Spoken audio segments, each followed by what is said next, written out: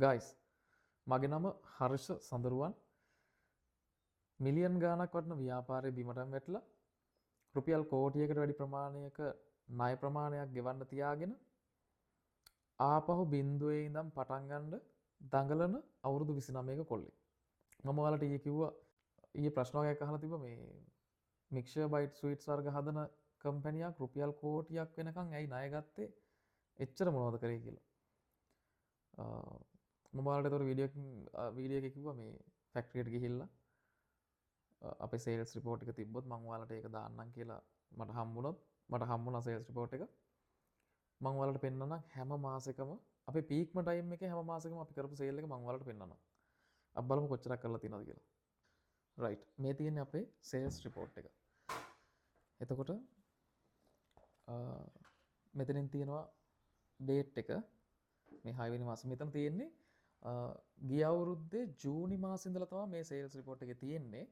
මෙතන කස්ටමර්ගේ නම තියෙනවා මේ අපේ බිල් නම්බර් එක amount එක මෙතන තියෙනවා ඊටු බැලන්ස් ටික මේවා ටික මේ amount එක මෙතන එකතු කරලා මෙයා දාලා තියෙනවා මේ page එකේ පුරුණාම මෙතනින් එකතු කරලා එයා දාලා තියෙන අපේ accountant ඊට පස්සේ ඒවා එකතු කරලා මාසය අවසානට එයා අරන් තියෙනවා. මම මේ කස්ටමර්ගේ තොරතුරු ටික වහන්නම් අපිට අවශ්‍ය නැති හින්දා මේ තියෙන එතකොට ජූනි මාසේ අපි කරපු සේල් එක අපි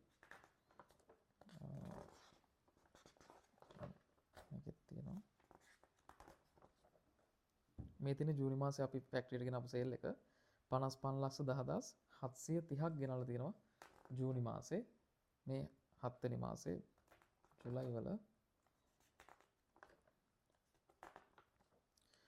ජුලයි තමයි අපි වැඩිම සේල් එකක් කරේ 95,46,585ක් මේ සේල් එකත් මට මතකයි මේක විශේෂ මාසයක් වුණා අපිට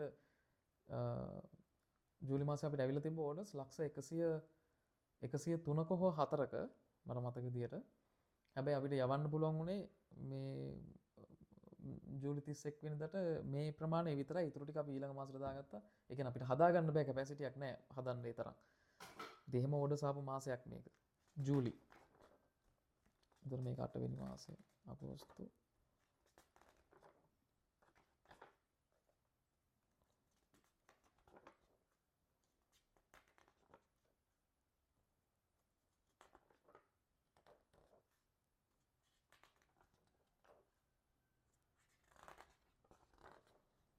අගෝස්තු මාසේ අපේ තියෙන සේල් එක 89,69,055ක් අගෝස්තු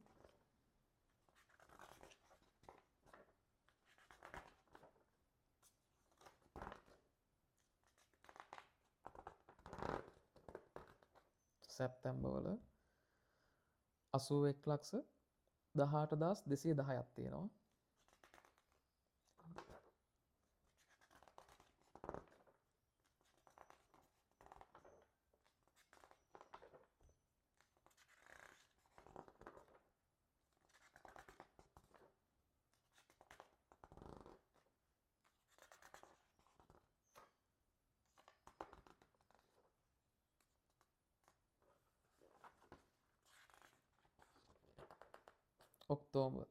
ඔක්තෝබර් තියෙනවා 81,52,052ක් සේල් එක